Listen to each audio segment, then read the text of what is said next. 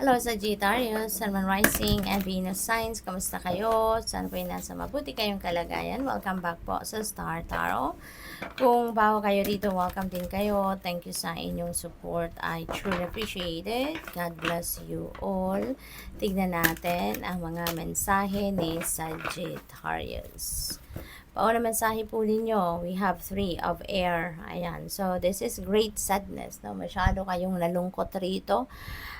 For whatever reason, no, talagang bagsak, no, ang vibe ninyo dito. This is great sadness na maaring nararamdaman pa ninyo sa ngayon, or maaring ito yung naramdaman ninyo in the past dahil kung ano man itong nagpalungkot sa inyo, this happened already in the past, no? At maaaring ano kayo ngayon, no? Baka nare-remind kayo na kung ano ang nangyari, kaya bumabalik, no, sa diwa ninyo kung ano ang nangyari dito, bumabalik sa diwa ninyo yung sakit, no, na naranasan ninyo in the past. So, this is a reminder for you also na it takes time to heal, guys, Sagittarius. So, you need to be patient at kailangan din ninyo na mag-effort kayo for that. Kasi kailangan din na magkaroon kayo ng willingness to heal, willingness to accept the things that happened already. It happened already. Wala na kayong magagawa doon. Wala na, hindi nyo na yun mababago because tapos na yun, ano? So, there is a need for you to accept, no, that what happened already, so that you would be able to forgive na, no?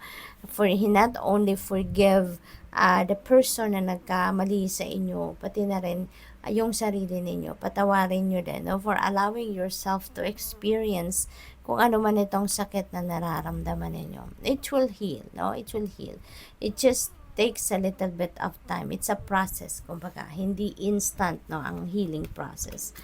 We have 10 of air. Ayan. So, this is good. Diba? Kasi 10 represents endings, no? And beginnings.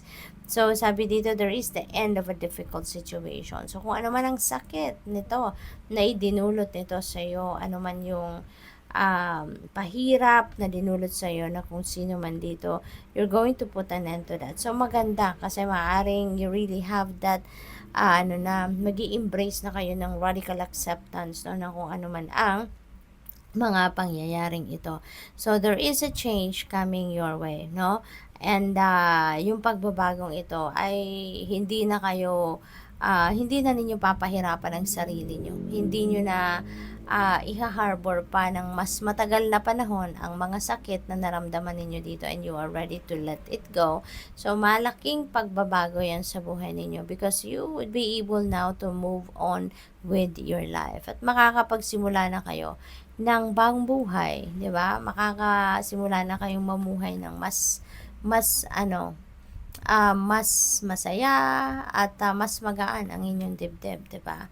High Priestess, ayan. So this is about your psychic abilities, no? It's on point. Your intuitive abilities are on point. So you're also being being invited here na mag-focus kayo doon sa intuitive messages na pinapadala sa inyo ng universe, because that is your guidance, no? Ginagabayan kayo ng universe kung papaano ninyo papatakbuhin ang buhay ninyo at this time. So sometimes lang kailangan din ninyo maging patient kasi hindi hindi rin madali na gawin ang mag-access ng intuition ninyo kasi nga lalo-lalo na kung lagi kayong busy, lagi kayong may ginagawa, no? So, kung laging busy ang katawan, of course, yung isip natin sumasabay diyan, umiikot ng mga 1,000 RPM or more pa, no?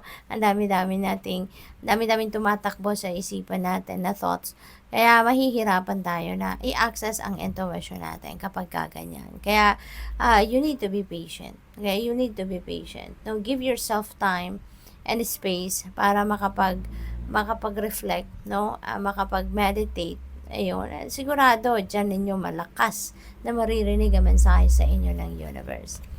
We have the Lovers. There is an important decision that you are going to make sa ngayon. Ano? So, that could be related to relationships.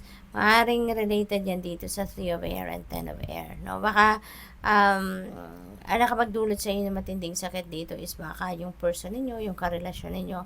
And maybe you're thinking, no, of anong gagawin ninyo sa inyong karelasyon sa ngayon, diba? For others of you, this is also about intimate relationships, no? Baka ang iba sa inyo single pa at baka meron naliligaw, baka may dinidate kayo. So maybe you are thinking now if papunta na kayo sa tawag dito, pagiging official na maging kayo, yung ganon, or baka leveling up, no, ng inyong commitment with your person. Baka yun ang kailangan ninyong pagdesisyonan sa ngayon. We have Ace of Water. This is a new beginning energy because this is an ace.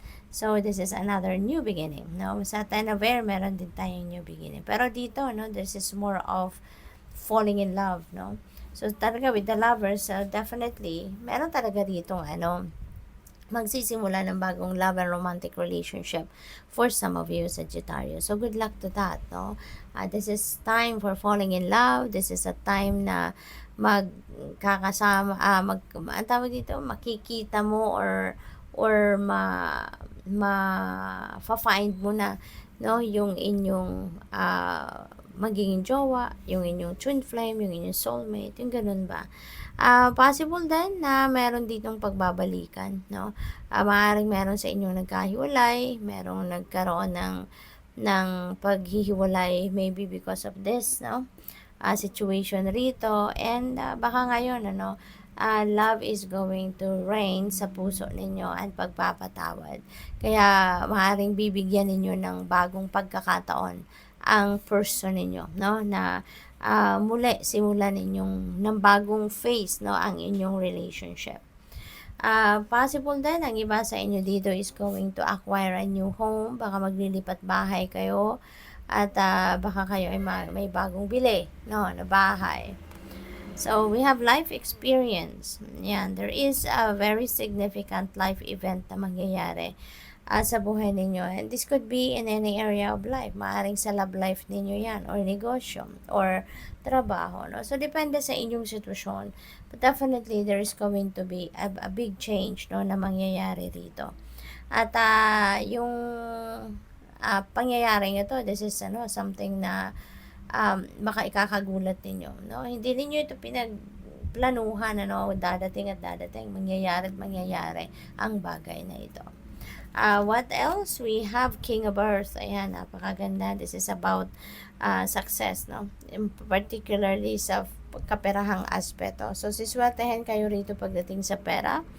There could be opportunities, no, na maghahatid sa inyo ng prosperity and abundance, maghahatid sa inyo sa tugatog ng tagumpay pagdating sa pera, trabaho, karera, negosyo, yung mga ganon, no? So, this is really a very abundant and prosperous energy. Kaya, ang swerte-swerte ninyo ngayon sa pera. Whatever it is that you are going to touch sa ngayon, will turn to gold, kumbaga. So, kayo ngayon, sobrang swerte kayo pagdating sa pera. So, good luck. Thank you for watching. Love and light. Namaste.